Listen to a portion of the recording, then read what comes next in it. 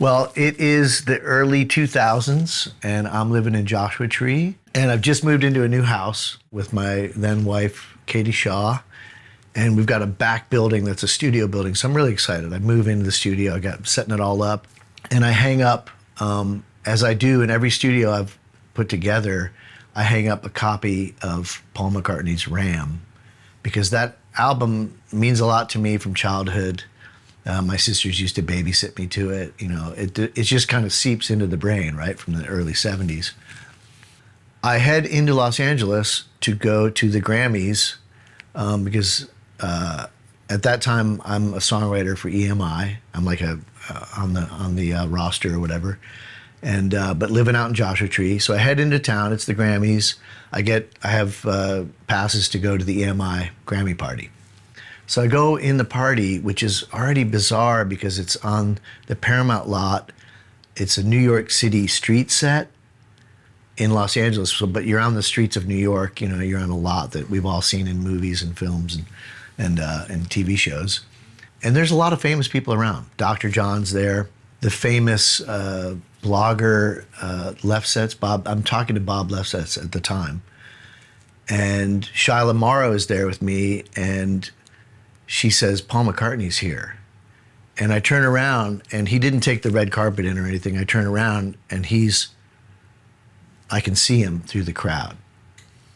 And, you know, he's like, at this point in he's a shareholder in EMI. So he's technically the boss, you know, in a way. But he's back there. He just got here. I'm talking to Bob Lefsetz, and I immediately say, I got to go talk to Paul McCartney. So I turn and I start walking towards him, and I really am thinking to myself, you must take this opportunity to thank him. But don't pull a Chris Farley. Don't overdo it. I am thinking to myself, don't think about the Beatles. Don't talk about the Beatles. Talk about Ram. Talk about, you know, a McCartney record. And I think all this stuff as I'm walking towards him, and there's not a big crowd around him yet. So I walk up to him. He's very gracious. He shakes my hand. I say to him, I just wanted to thank you. I'm a songwriter at EMI, and I thank you for your inspiration. And the Ram album means a lot to me. My sisters used to babysit me to that record when I was a child. I get that sentence out. He looks at me and he says, yeah, a lot of the young songwriters are getting into Ram. And at that moment, a Beatles speaking to me, and I just like,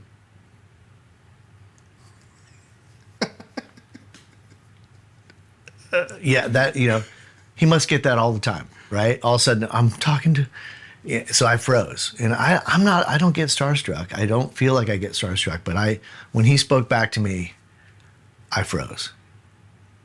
And then the next words out of my mouth were, I have a 4-track.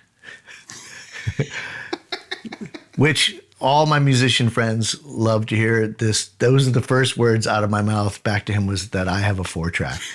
It's ridiculous. We're already in the time of multi-track recording. But yeah, I had a 4-track, and for some reason, those are the next words out of my mouth. I told him that, and then he froze and just looked at me like, I'm like, yeah. Anyways, I just hung up Ram. I just hung it on the wall of my studio back home, and I just nailed it to the wall. He's like, you mailed it? You bootlegged it? And I'm like, no, I nailed it to the wall. Then he's just like, you nailed a copy of my album to the wall. At this point, the conversation is going so wrong that I look around and I notice there's like, he's got bodyguards and everything, but there's the crowd is starting to gather. They're starting to circle around the Beatle, Paul McCartney. It's just happening. And I thank him. And again, and I turn around and I step away, and Jacob Dylan was behind me. He was like next in line to talk to him. And I walked away confusing Sir Paul. And, but I got to thank him, and I felt good about it. When I backed off, I could see that there was a whole circle of people that were just walking around and looking at him and going like, oh, I'm in the room with a Beatle right now. I'm not surprised that you went and said hi. Yeah. I don't know that I would have got up the gumption to go over and say hi. I admire that about you. I had to. Well, I thought about it for a minute. I was like, what other chance am I going to have to thank him? And that's what I want to do. I want to thank an inspiration. And I believe in that. I believe you should go tell the people that inspired you, if you can, write them letters or something and say something to them.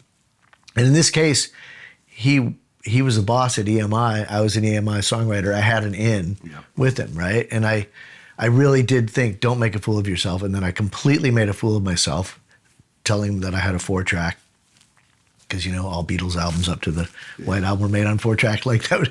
He just looked at me like, oh boy, here we go. We got another one, you know? And I luckily danced out of that one okay. Right around that same time, I'm at the Chateau Marmont, and Joan, there's a bunch of famous people there. Jeffrey Wright, the actor, a lot of people from that 70s show. People are sitting down having lunch.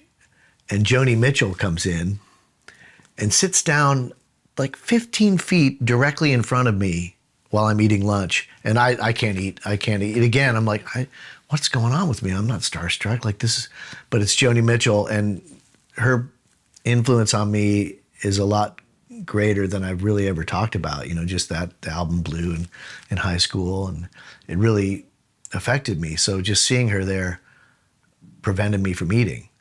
And then one by one, all the other famous people in the room got up and came over to the table and were like, thank you, Your Majesty, you know? and I watched this all happen, you know, and then we finished our meal. Again, Shia LaMaro is there, and we were with the owner of Amoeba Records and talking about Graham Parsons and such. And I get up to leave, and I'm like, I have to say something to her. So I go up to her and I say, I don't want to interrupt your lunch. I'm so sorry, but I just wanted to thank you for your inspiration. And she said, oh, what do you do? And I'm like, yeah, I'm a songwriter. I'm here making an album right now. And I was making the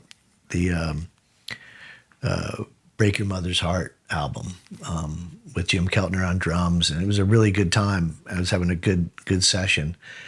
And she said, oh, what kind of an album are you making? She asked me, what kind of album am I making? And I froze. And I was like,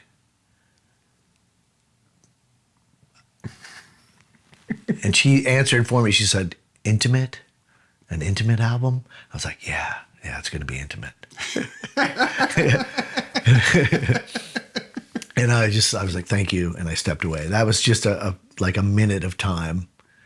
And I walked away, and I was grateful that I said something. Yeah, you don't want to interrupt people when they're having lunch, you know. But Paul McCartney, in that case, he was at a party to hang out with songwriters and artists, and he, to his credit, he stayed there longer than most of us. He seems to be really good. He's really at gracious. Being Paul McCartney. Yeah, he was very gracious, and he understands that a lot of people are gonna all of a sudden melt down. You just start thinking about family memories and everything that's associated with music from childhood. That's the way it is with most of us. And for whatever reason, that Ram album, when I hear that or Joni Mitchell's Blue, I get a little misty. It's specifically, I think it's just a childhood memory. Yeah. It's, you know, you're back in the backseat of a car and you're listening and you're thinking about it. I'm never in a bad mood with Monkberry Moon Delight going. Right, yeah. What is that even all about? Yeah. I have no idea. I'm pretty sure it's a weed song. I figure it's gibberish. Yeah, it's funny because that lyric was in his book of poetry or book of lyrics when he put out, and I saw that. I remember reading the lyrics recently to Monkberry Moon Delight. I was like, okay, that's pretty silly. I'm pretty sure he was baked. Ben and Jerry should have come up with the Monkberry Moon Delight. Right. Or Bip Bop. There's the one from the record before that apparently he's embarrassed about, but I've actually purloined the bridge on that song for one of my songs. There you go. Yeah. I think you're going to, I don't know if it was Gauguin, whoever said that, it's like art is either plagiarism or revolution. And there's certain cases of borrowing. When you borrow from the Beatles, you always get caught. But they borrowed so well themselves, that from Motown, etc., that you can occasionally take a chord progression that they used and just flip it around. That's how I wrote my first songs. I had the Beatles songbook, and I was like, oh, a B minor goes with a D, and Drive My Car or something like that, and then an A, and then that's how I first understood how chords went together. It was like I learned Beatles songs. So then I would just flip the B minor on the other side of the D, and then hold A for a little bit longer, and I started writing my song. My first songs were written taking chords from the Beatle book. It's just facts of life right there. You could do a lot worse. Yeah. Figuring out how to put chords together. That's true, and that's a reason that I now listen to the Beatles Sirius XM station, or I did for about 2 years straight when my daughter was 11, 12, right around that time. We've now moved on from that. She'd rather listen to the Kinks or the Smiths, and a little bit of the Clash now. But for about 2 years, I just had the Beatles station on solid. So she's got that foundation, and I of course loved it as well. I love that station, and I got to do my top 4 on there last year. So I gave guitar lessons in a previous life, which is kind of a joke. It was beginner level guitar lessons, and there were two kids that came in together, and all they wanted to learn was Beatles songs. Right. And it was so refreshing, and it felt like you were really teaching them something, because there's so much going on when they're learning these different chords and how they work together and all of that. And it was just always so beautiful. The last thing, one thing I want to throw in here before I forget about it. I used to play this game, like a little party game. right. We've met a lot of people in our lives that with some notoriety or whatever, and because we've been in a lot of rooms. You end up in a lot of rooms because you don't make a big deal out of that. Yes. And that's fine. There are very few people that I can think of that when they would walk in a room that I'd be like, damn, that's such and such. And Paul McCartney is one of those. Yeah. Like, I can't think of, most of them are dead, the ones that I would think, damn, that's Bob Marley, or something like that, or that's Loretta Lynn. Yeah. I would think Dylan. Sure. Yeah, he was rumored to come to that, a party here and there. I mean, I had some really, if you're going to go to a Grammy party in Los Angeles, you're going to bump into these people. And since I was making an album with Jim Keltner, and he introduced me to Elvis Costello, who was completely chill and completely confessed. He's like, I was nervous to make a record with Jim Keltner because he'd played with all the Beatles, And I was like, yeah, I was like freaking out myself. And Jim Keltner, of course, is very relaxed and very sweet. But name dropping aside, when Mozart comes in the room, basically, which is Paul McCartney is a remarkable. I think that level of musicality and songwriting and just still going and still with it and yeah, you're gonna take notice. And I will say that he was gracious and he was kind.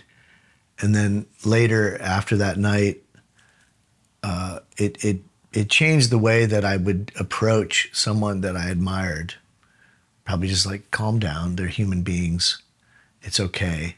And here in Nashville, you're around everyone's famous or everyone's important, everyone's talented, and it's easier. It's easier here. And a guy like Pete Finney reminds you, the dearly departed Pete Finney, who was a musician in this town that everyone loved. And going to his memorial service, you all of a sudden were around all these people that were so kind and gracious. And people have this this idea of what Nashville's like, that it's impenetrable or people are in cliques or whatever. But that guy was the exact opposite. In fact, I would often tell this story I often tell this when I'm talking to press about what it's like to live in Nashville and the amount of pedal steel players that we have around. I said, if you want a good pedal steel player in Nashville, just go down to Kroger and wait in the vegetable area, and one will show up sooner or later. And I completely was talking about Pete Finney because I often would be at Kroger with him talking about Bob Dylan or something, and it happened so often. He loved to talk about musicians.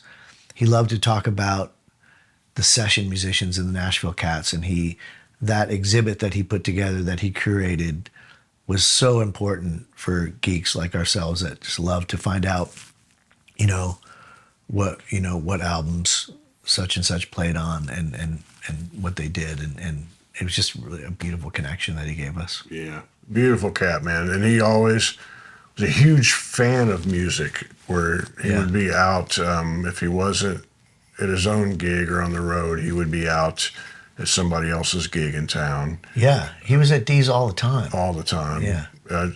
I'd see him a lot of times 4 or 5 nights a week. I know. Being out. Basically, my whole time in Nashville, so many of the gigs I was at, he was also there. So one of the hardest working fans, as well as hardest working musicians. And they're interlocked. I mean, if you want gigs, go out where gigs happen. That's true. If you're a decent human being who's interesting to be around, you're going to meet people, interact, and you'll be offered gigs, and things will happen. You'll end up way busier. Yeah. You'll be part of a scene and all of that. And if you stay home and say this shit sucks, this town sucks, you're gonna get a lot more of that. Yeah. The thing is, we're getting older. We don't go out as much as we used to. He was always, everything I was at, he was already there. So it's like he definitely had a different spirit of it, because I'm not out 5 nights a week, and I can only imagine he really participated in the musical scene here and various different scenes, not just one thing. He was entrenched. It was nice. I want to say this before we get out of here. When I think of people that I know and I'm friends with or whatever that travel a lot of miles, when you travel on a tour bus, there's a certain level of discomfort, and I recognize that or whatever. But there's a whole other level of discomfort when there is no tour bus. There's no tour manager, wiping your ass and putting out fires and taking care of everything for you. Like, those are really uncomfortable miles. Tim has traveled more uncomfortable miles than anybody that I know. I think I come in second. I think I do. But Tim has traveled more uncomfortable miles, and he's a lifer, and he's fucking great at it. And you should know more about Tim's music. He has a new record out called Fire Horse. I will put info down below, and you could go check it out and support Tim. Truly independent music. If you want to support artists and make sure money goes to them, buy it from their website. That's the best way, I think, to make sure, because artists will choose the thing that puts most money into their pocket onto their website. I think that's the case. And but anyway, I'll try to put a link down below to do that. And I'll put a video up here somewhere, Tim talking about playing a show with Townes Van Zandt. And we'll see you somewhere down the road. Much love to y'all. Cheers.